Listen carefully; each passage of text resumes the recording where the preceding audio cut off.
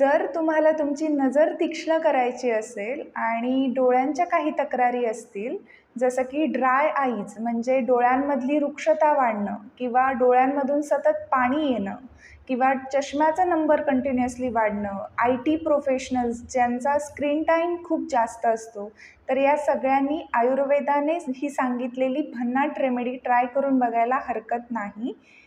तुम्हाला काय करायचं आहे, तर साधारण अर्धा टीस्पून त्रिफळा चूर्ण घ्यायचं आहे.